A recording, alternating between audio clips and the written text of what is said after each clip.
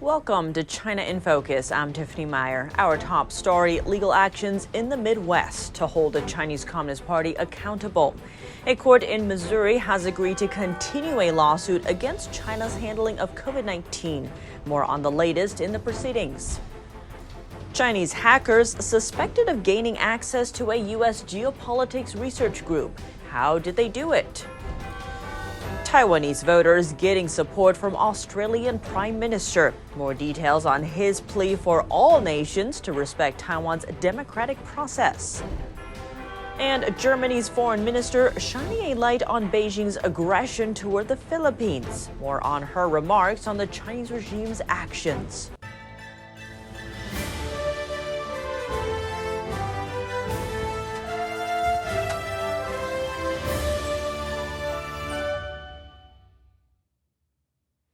Legal action in America's Midwest. After 3 years idle, an appeals court in Missouri has greenlit a lawsuit against China. The state alleges that Beijing stockpiled masks and other protective gear during the COVID-19 pandemic while keeping the rest of the world in the dark. The case was first brought up by former Missouri Attorney General Eric Schmidt. His office claimed that China's suppression of COVID-related information led to thousands of deaths in his state and up to tens of billions of dollars in economic damage. But the lawsuit was later tossed out in 2022 on grounds of a bill that prevents foreign entities from being sued in U.S. courts. Now, a federal court has reversed that decision based on one claim. That is, Beijing knowingly took advantage of the world's ignorance about the disease and hoarded medical supplies behind closed doors. Missouri's current attorney general applauded the decision on X, saying his state is ready to get back on the grind and pursue remedies. In late January of 2020, China began to impose a lockdown on Wuhan, the epicenter of the COVID-19 outbreak. But by the time all domestic flights were cut off from the city, millions of people had already traveled abroad. It was reported that authorities were aware of the human-to-human transmission by at least mid-December 2019. What's more, when the U.S. was grappling with a mask shortage, China was making most of them. The regime produced about half of the world's masks pre-pandemic, and that production spiked even further after the outbreak. At the time, several U.S. manufacturers said Chinese authorities had claimed virtually all masks made by their plants in China.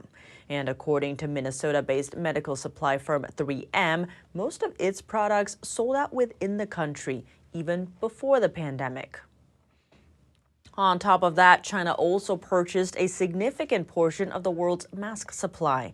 In the first week after it locked down the city of Wuhan, the regime bought up roughly $56 million worth of respirators. Suspected Chinese hackers targeted a U.S.-based research organization last month. That's according to the U.S. cybersecurity firm Volexity. The firm wrote about the hacking in a blog post Wednesday. Volexity says hackers exploited two flaws on VPN software to gain access to the organization. It didn't say what organization was targeted, only that it does research on geopolitics, including China issues, and that it often draws attention from state-backed hackers. The VPN software was made by Ivanti, which says they are developing an update to fix the flaws. Ivanti is also urging its customers to take extra steps to protect themselves. Volexity says it alerted the government's cybersecurity agency. Facing pressure from Beijing, a source of support emerges from down under. Taiwanese voters are preparing to pick a new president Saturday. And Australia's Prime Minister Anthony Albanese on Wednesday urged all governments to respect the outcome of Taiwan's election. It is important that everyone respect the outcome of democratic elections. That's a matter for the people of Taiwan. Just 2 days ahead of the critical polls, Australia's former Prime Minister Tony Abbott also urged deeper ties with Taiwan. He said Australia should step up engagement with Taiwanese leaders, including potentially visiting the self-governed island. That's despite Beijing's likely objections. Taiwan heads to the polls on January 13th to elect a new president and legislature. Vice President William Lai of the ruling Democratic Progressive Party is running for president against the Kuomintang's Ho Yi and Taiwan People's Party's Ko Wen-jie. Big decisions in Taiwan and countries around the world are tuning in. The island's leading presidential candidate strongly backs Taiwan's sovereignty, while Chinese Communist leader Xi Jinping talks tough on reunification. How could this impact the world? NTD's Steve Lance sat down with Justin Logan of the Cato Institute about the implications of the election and an increasingly unstable Chinese regime.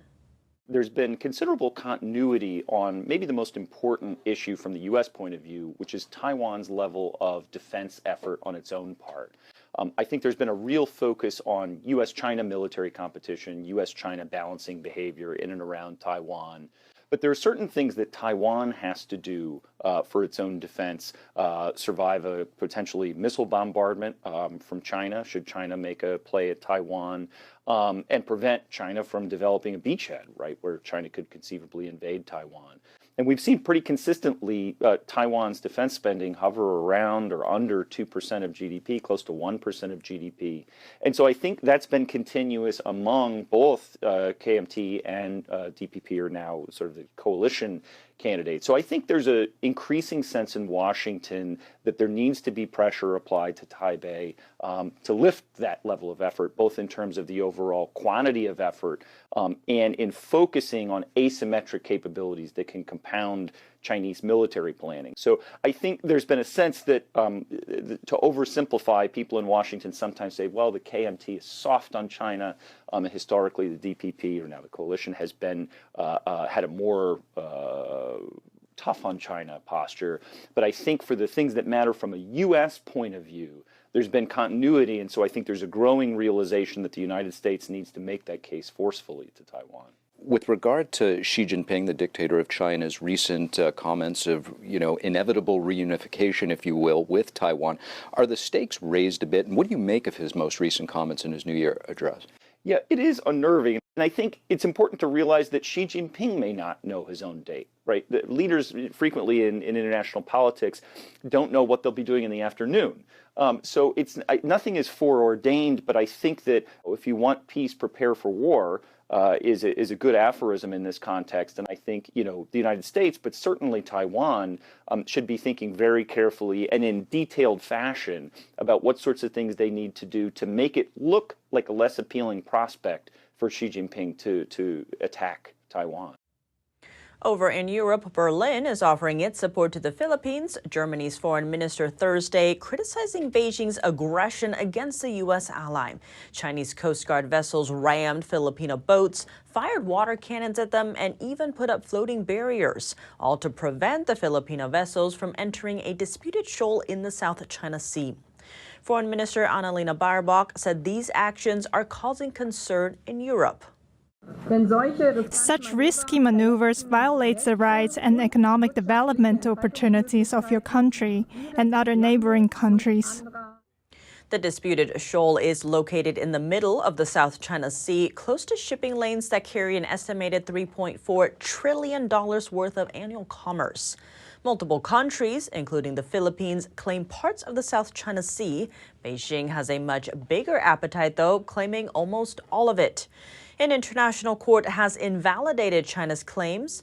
Baerbock is in Manila to commemorate the 70th anniversary of German-Philippine diplomatic ties. She is the first foreign minister to visit the Philippines in over a decade. A diplomatic shift in the Indian Ocean. China and the Maldives are upgrading their relationship during President Mohamed Muizzi's first ever state visit to Beijing. What's behind his trip? Here's more. President Xi Jinping called President Mohamed Muizzi of the Maldives an old friend on his first state visit to China on Wednesday.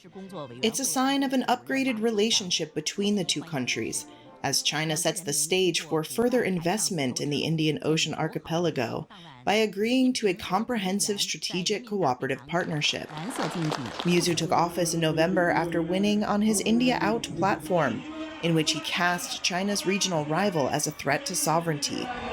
His government has since asked dozens of locally based Indian military personnel to leave while talking up opportunities for Chinese investors, despite already owing Beijing around $1.4 billion. Relations between India and China nosedived after both sides clashed in the Western Himalayas in 2020, resulting in the death of 20 Indian soldiers and 4 Chinese troops. The relationship between the Maldives and India further soured over the weekend after 3 now suspended deputy ministers from the island nation disparaged India's Prime Minister Narendra Modi on social media. On Monday, one of India's largest travel platforms suspended flight bookings to the tourism-dependent country. Xi said he backed increasing the number of direct flights between the two countries in a potential boon for the Maldives' travel and tourism sector. The Maldives owes around 20% of its public debt to China, according to World Bank data, making Beijing its biggest bilateral creditor ahead of Saudi Arabia and India, which it owes over $120 million to each. Beijing's strategic gaze falls on the Maldives over its VIP location in the Indian Ocean. It's nestled by vital sea routes where a lot of trade and energy flow between the Middle East and East Asia. China and the Maldives inked a trade pact in 2017, making the country a hotbed for Chinese investment through Beijing's Belt and Road Initiative. Chinese regulators are tying up loopholes as Beijing grapples with a sluggish economy and mounting local debt. According to Reuters sources, they've put a stop to a policy gap that allowed local governments to run up their tabs. The loophole ties into entities called local government financing vehicles. Local branches of government under the Chinese Communist Party set them up to fund infrastructure projects.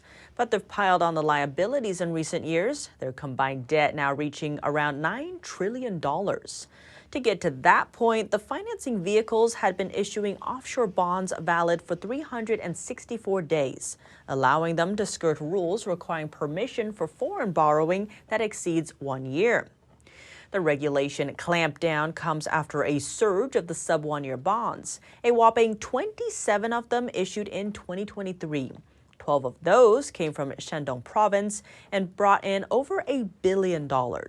China has made a number of policy adjustments and rate cuts in recent months to contend with its financial troubles.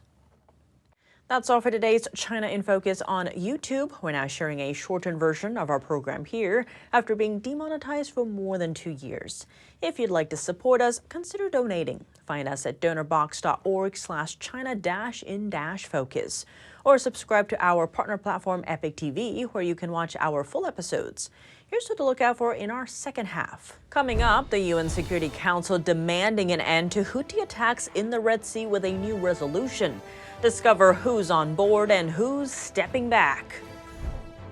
Researchers taking a closer look at TikTok trends now need special permission. The social media platform just pulled the plug on a tool used to look at popular hashtags. More on why. And audience members in California praise Shenyun's artistry. One human rights activist saying the performance hits in the soul. More on that after the break here on China in Focus.